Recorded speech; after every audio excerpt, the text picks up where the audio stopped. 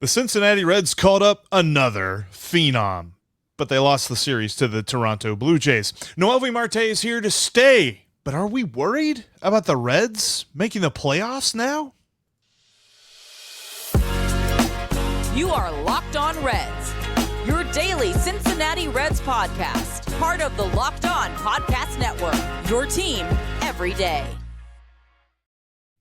You are Locked On Reds. Thanks for making Locked On Reds your first listen of the day. We are part of the Locked On Podcast Network, and we're free and available on all platforms. I'm Stephen Offenbaker, and he's Jeff Carr, and we are diehard baseball fans. We have a passion for the Cincinnati Reds. We have taken our love of the game and our passion for baseball, and we have turned that passion into information for you.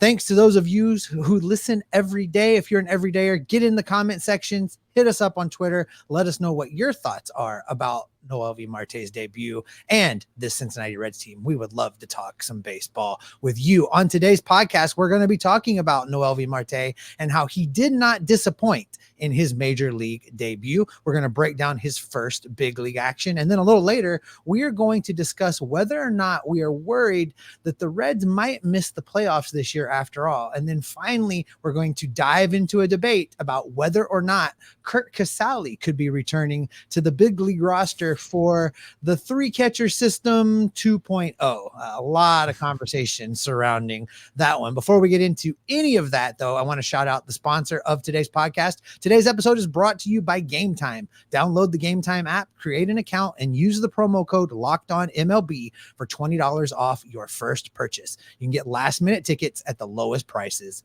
guaranteed. All right, Jeff, Noelvi Marte is just the latest in a long line of rookies to make their debut for the Cincinnati Reds. A matter of fact, yesterday against the Blue Jays, it was an entire infield of rookies playing third, shortstop, second, and first base in the game. That hasn't happened in a long, long time. This is a team full of young superstars in the making. Noelvi Marte comes up, and he really didn't disappoint. No, he didn't. In fact, in Saturday's game, when he didn't even start, he comes up and he steals third. And the best part about that was, if you were watching the post-game interview with David Bell, he had said, he's just like, yeah, that was a fantastic play by him. And Jim Day was like, wait a minute, are you saying that he didn't get the sign and he did that of his own volition? And he said, yes. He said, now, we give our players information. We make sure that they are prepared for the game, but we also let them play. They're the players. They have control of the game. And Noelvi Marte, in his very first big league action, was just like, you know what? I'm a steal third. And he did. He has got the kind of talent that really makes you think everyday player. And when you get called up like he does, I don't think it's to sit on the bench. In fact, David Bell said as much. Early in the game, the reason he didn't start, I mean, it's a big day, travel and getting up and may not even have gone to sleep last night. So he's going to play a lot. He's going to play a lot of third base, but tonight was a good way to get him in there. He is going to play a lot. He would stand up in one of those press conferences and be like, yo, David, for us in the back, what are you saying? Can you take the marbles out of your mouth, dude, and use your words? Anyway, sorry. Yeah, Noelvi Marte is here to stay. He's definitely going to play. David Bell said he's going to play a lot. He's going to play third base. He's going to be in the lineup often. I'm excited about that. And listen, I know there's going to be an element out there on Twitter, because there always is, and they're going to be like, but Steve, he had an error.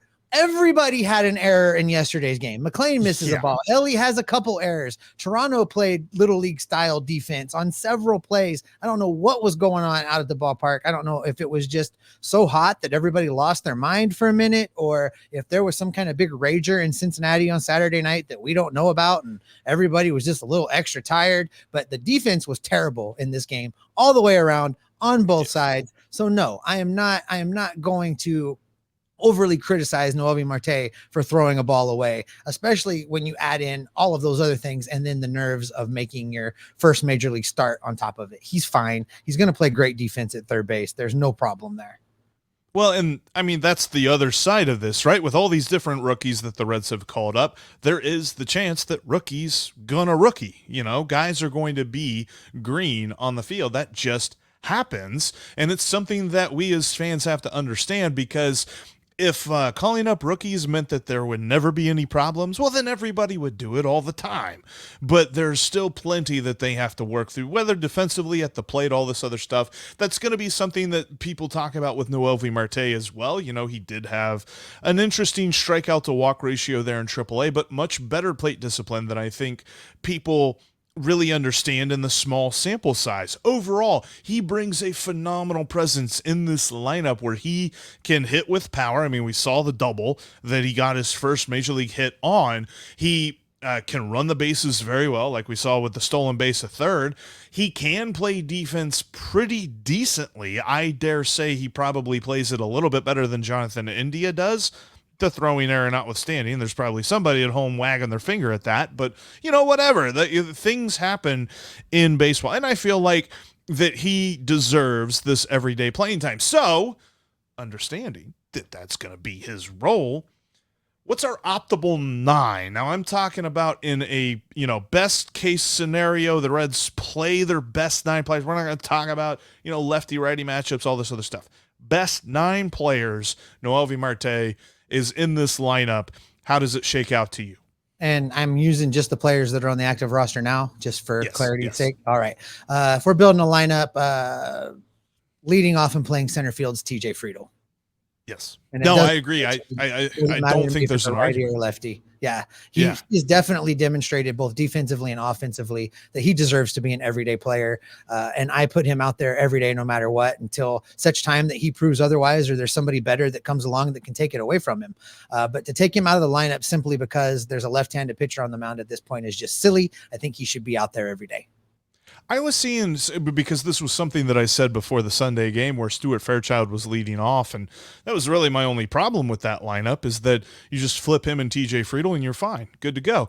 But I think that TJ Friedl's ability against left-handed pitching, the only thing that he suffers from is he has less slugging against left-handed pitchers. He still has a decent on base. He still has a decent batting average. So I don't want to see him knocked because it's a lefty on lefty matchup. Put him in the leadoff spot. I think we are both in agreement on that. We're both in agreement on number 2. Matt McClain absolutely deserves to be the number 2 hitter, whether it be lefty or righty, because I think all around right now, he is the all around most polished hitter in this lineup that can do everything that you need him to do. He can be a catalyst. He can be an RBI guy. He can do it all, and he deserves to be that number 2 hitter. And is he the second baseman in your lineup? Or he is the second baseman. Yes. Yeah, I agree. I agree with that. Listen, Matt McClain has proven to be, show some pop, to have a great glove yesterday, notwithstanding. And by the way, that error that he was charged with, if you watch that, that was a pretty hard scoring decision. The official score must have been an all-star second baseman at some point in time to be able Brandon to Phillips scoring this error. It may be what it was, because that ball was scorched, and to call it an error, I think that might be a little harsh, but at any rate, I agree with you. I think until Jonathan India comes back and complicates this situation, the simplest thing to do is to continue to start Matt McClain, number 2 in this lineup, and at second base. 3 is where I don't know if we're going to start deviating or what we're going to do. But for right now, given how he's performing at this moment, I'm going to continue to put Elly De La Cruz at number 3 in the lineup right now at shortstop. If his numbers dip much more, I would consider moving him down. But in the 3 hole, I like him there. I like what his bat has been showing. And while he hasn't figured it out all the way, he's still showing flashes of what he is going to be. And I'm not saying what he can be. It's what he's going to be. We know he's going to get there. So what he's doing, I think right now, is enough to continue to hold him in the number 3 spot. He still has moments where he takes over games in a moment, and you want that guy batting third. I actually do agree with you. I think we're keeping Elly in the number 3 spot. I think, too, that you should look, and I know that Spencer Steer has been a steadying force for batting in the runs this season. I think CES is the cleanup hitter. I think he's the cleanup hitter of the future, and I think he's the cleanup hitter of the present. Dude shows he does not get rattled at the plate. There are not pitches that really eat him up, and he's got the power to hit that bomb when you need that bomb. But overall, he is a very, very good hitter. And I think we will talk about here in years to come that he is a very consistent hitter day in and day out. I want him batting fourth. All right. Where's he playing? He's playing first. He's playing first base. Okay. That'll help us a little bit later when we get down the line here. I don't have a problem with that, Jeff. I mean, I think I would put him fifth. I think I would keep Steer in the cleanup spot here just because we have a whole season's body of work. Steer's approaching 20 home runs versus just the few that CES has hit in his limited amount of time. I think you're right. CES is the cleanup hitter of the future. I think Spencer Steer is the cleanup hitter of the right now for this particular lineup. But I mean, going with CES in the 4-hole, we're going to go Steer in the 5. I'm pretty sure, right? Is that where you're going with that? So, I mean, 4th, 5th, does it matter? Splitting hairs a little bit, but probably you're splitting hairs. So either way, I can get on board with that. So we'll go with CES at first base, and then I'm going to drop Steer in as your 5th hitter, and I'm going to be making him pretty much the everyday left fielder the rest of the way with the lineup looking the way it looks and the infield looking the way it looks right now, barring somebody getting a day off and you bringing Steer in to fill a hole left there. I think Steer's your left fielder for the rest of this season and maybe beyond.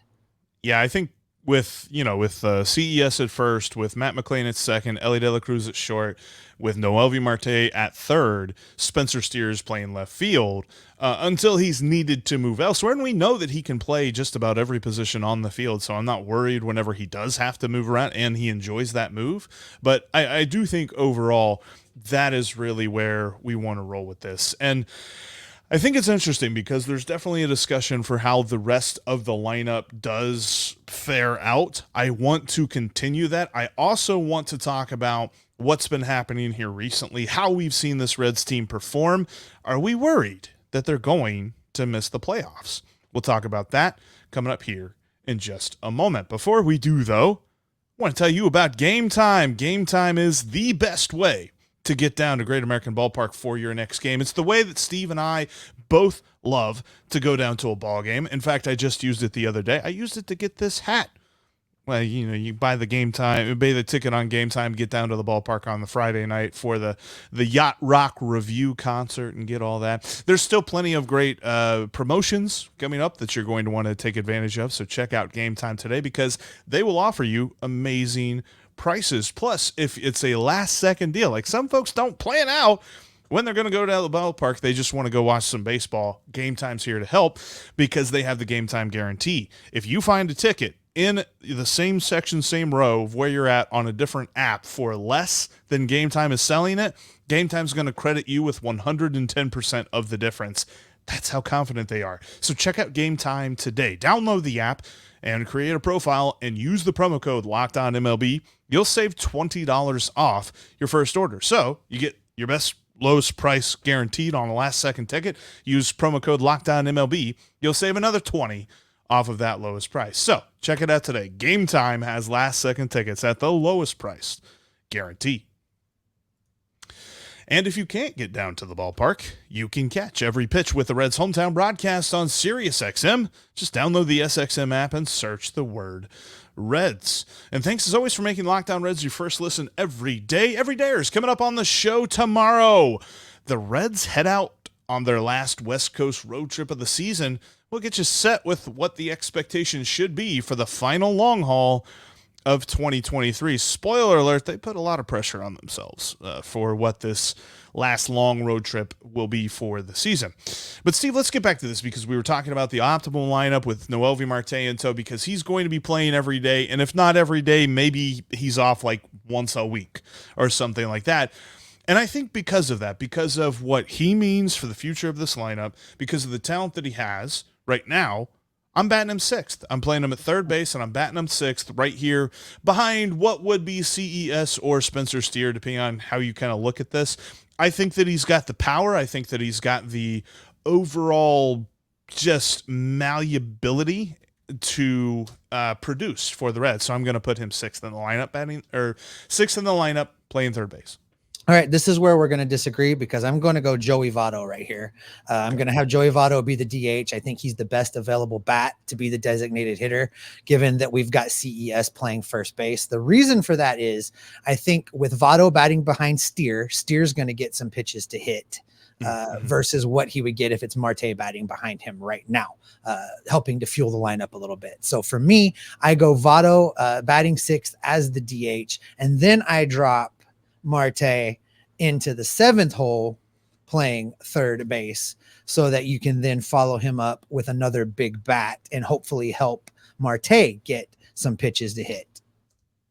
I like that too. The only issue that I would bring up with that, it's just, I don't know. I don't really have an issue with that. I'm just kidding. I was about to go into. Are you going to hit Votto seventh in if we use your lineup and hit Marte six? Are you who's hitting seventh? Yeah.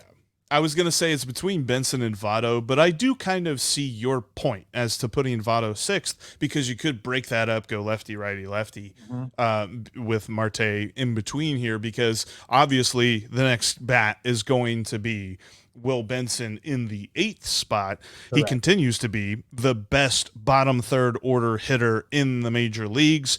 Absolutely. I think next year will deserve some kind of conversation for can he crack the top of the lineup? Could he possibly bat in the top 5 spots? He's shown talent to do it. He has cooled off a little bit here recently. In the months of June and July, he had a 600 slugging percentage. And here in the month of August, he's back down below 400. But I really think that overall, he still has oodles of talent and should play every day. This is me saying if a lefty's on the mound, you still play Will Benson. I know we've said that with TJ Friedl. Will Benson has 22 at-bats against left-handed pitchers this year. If you tell me you know anything about Will Benson from 22 at-bats, I'll remind you he went 1 for 42 in his first month up here in the big leagues. Now what do we think about it? Give this man some at-bats against lefties. Yeah, I got no problem with that. And I agree that that's where I was going as well. Will Benson batting eighth. And then we reach the 9th spot where here is Steve's hot take of the day. I am going to start Luke Maile at catcher 3 out of every 5. 3 out of every 5 games. I basically want to use, have him just a slight advantage in playing time over Tyler Stevenson, unless Tyler Stevenson's bat starts showing us some things. He had the big home run off the bench yesterday. If that's the start of something and he can reestablish himself as catcher number 1, then great. And we start Tyler Stevenson every day. But right now, statistically, Luke Maile is performing better than Tyler Stevenson on an everyday basis. So I'm going Luke Maile. This is an unanswerable question, so it's kind of unfair to me to ask it, but I kind of wonder if he's not better off the bench, Tyler Stevenson, because he comes off the bench and he hits dingers. He's had a couple of pinch hit home runs this season, and it just always makes me think of Chris Heisey. Chris Heisey was always way better off the bench than he was as a starter. There was just something about it. If his name was on that starting scorecard, he just didn't hit very well. But if he was on the bench and they brought him in, he got a clutch hit. It just seemed to happen all the time. Don't know that that really means anything for Tyler Stevenson moving forward, but right now in this year of our Lord 2023, he's had a rough year. And we'll have to see if he can bounce back. He still has 5 weeks with which to bounce back.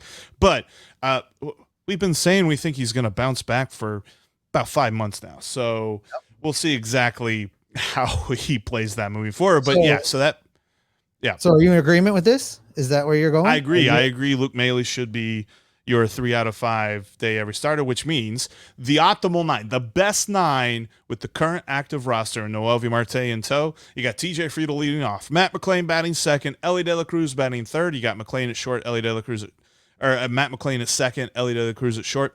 You got TJ Friedl in center, batting fourth. Someone between CES or Spencer Steer, with CES at first, Spencer Steer in left field, and then whoever doesn't bat fourth bats fifth. In the 6th spot, I think you've talked me back into it. I like Joey Votto, DH, batting 6th. Noelvi Marte playing 3rd, batting 7th. And then you got Will Benson in right field and batting 8th. And you've got Luke Maile at catcher batting 9th. Luke Maile also, he's come up with some clutch hits too. I don't think that it's really fair for us to just completely compare him straight to Tyler Stevenson and said, well, he's not been horrible. He's been good. Like, It feels like the conversation has almost moved to Luke Maile hasn't been as bad as Tyler Stevenson, so he should play more. I think we are undercutting what Luke Maile has done this season if we say that. Well, with all that being said, Jeff, and this is our optimal lineup, this is the lineup that will either carry this team into the postseason or not. With a little bit of time we've got left here in this segment, it begs the question. With this lineup, and with the pitching doing what the pitching's been doing, Hunter Greene did not have himself a day. The only record-setting thing about the day for Hunter Greene was the number of home runs he gave up. That was the most home runs allowed in a single game in Hunter Greene's career. All that being said, is this a lineup that can carry the Cincinnati Reds into the postseason, or are we worried now that they won't be making the playoffs? I think it's unfair to say that I'm not worried at all, but I believe my worry is still below 50%. I don't think I'm a 6-1, half dozen the other when it comes to, do I think they're going to make the playoffs? I still think they're going to make the playoffs. It may be that I have more confidence that they'll get in as a wild card than as a division winner.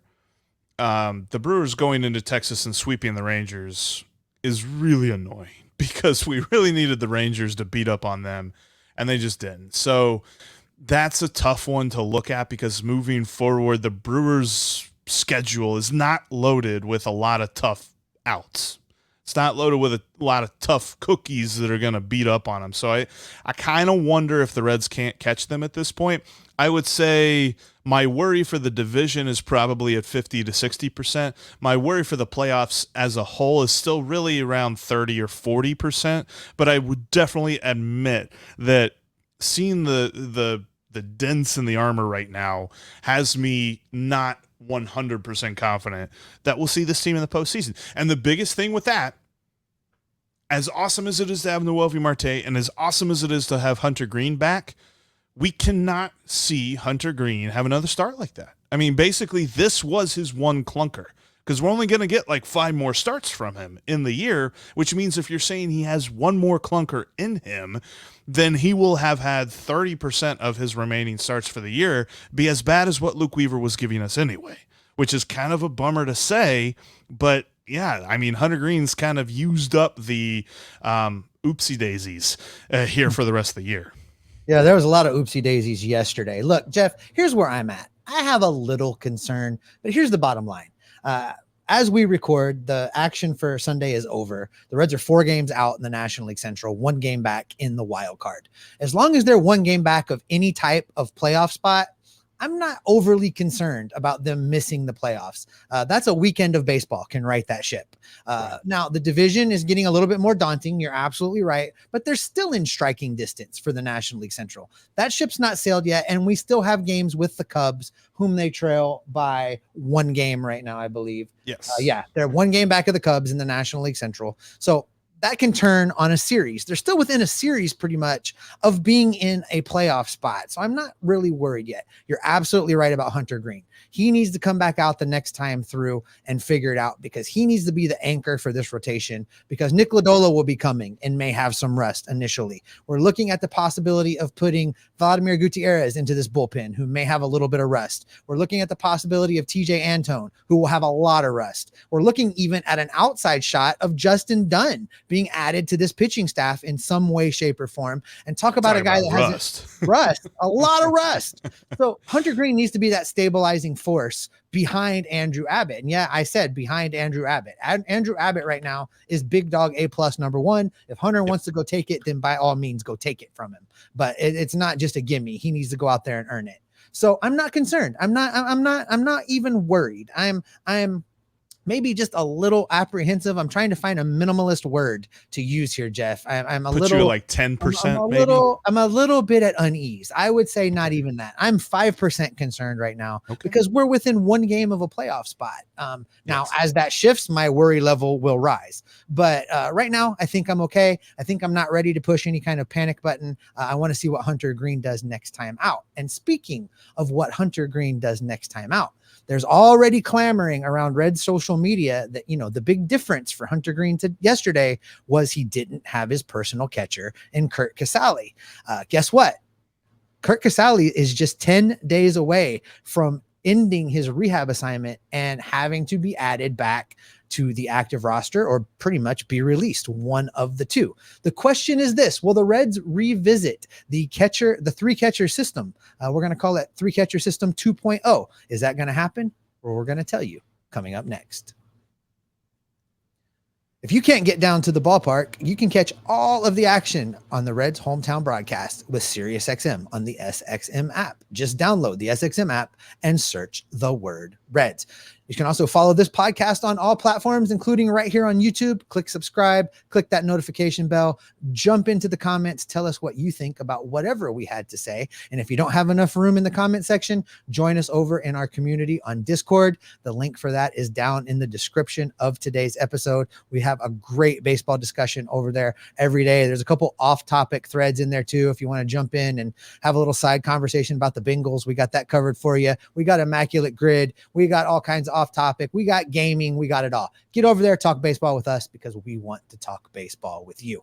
All right, Jeff, I said it out loud. Curt Casali could possibly be added back to this active roster. Now let me refocus everybody. Let's everybody kind of gather around. Everyone gather around to the chair as I do story time. Curt Casali has appeared in 40 games for the Cincinnati Reds in 2023. In those 40 games, he has a slash line of 175, 290, 200, and an OPS plus of 36. But along the way, he became Hunter Green's personal catcher. And we've seen that over the years in baseball. Greg Maddux had a personal catcher at one time. It happens. But I don't know if that's enough to take a team that is clearly in a playoff race and give away a bat for free, because that's what you do. You sacrifice a viable major league bat. I mean, as bad as, say, Kevin Newman is, he still has a better shot of getting you a hit when forced into action than Curt Casali does. I don't know that if you're a playoff team and you're serious about trying to get this wild card or serious about winning this division, you can afford to tie up a roster spot with Curt Casali. The only issue that I have, I think the Reds are going to do this. I do too. I don't love it. I know I wouldn't do it. But of course I'm not Nick Kroll. But I just think they're going to look at it this way: Henry Ramos or TJ Hopkins or Curt Casali. And let's even rephrase that: Henry Ramos or TJ Hopkins or Hunter Green's personal catcher. Henry Ramos and TJ Hopkins haven't really showed me anything. And I know it's not been that long of a sample size, but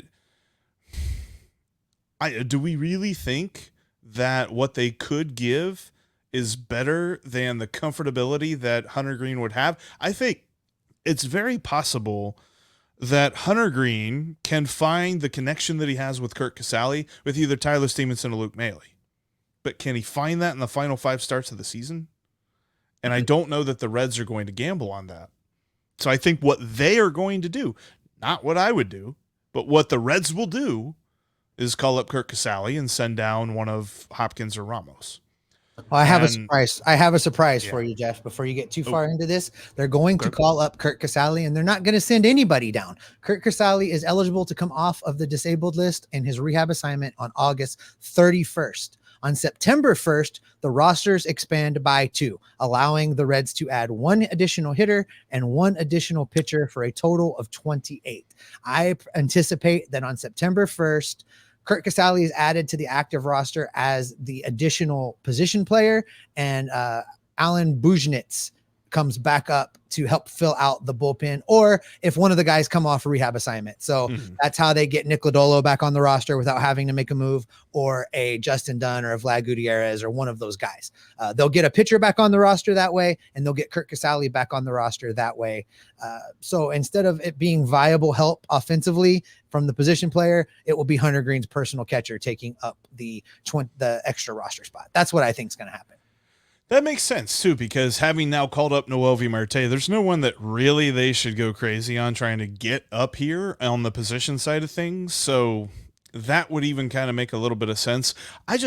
I don't know, man. Like the personal catcher thing, and maybe we just need to talk to some pitchers about this. But and I'd really love to get Bronson Arroyo's thoughts on this, because I always kind of felt like Ryan Hannigan was his personal catcher. Like, how big a deal is that? Because I think that whether it was Stevenson or Maley or Curt Casali catching yesterday, Hunter Green's pitches were not crisp, and he kind of found out that if you leave flat fastballs in the middle of the zone, well, they're going to get clobbered.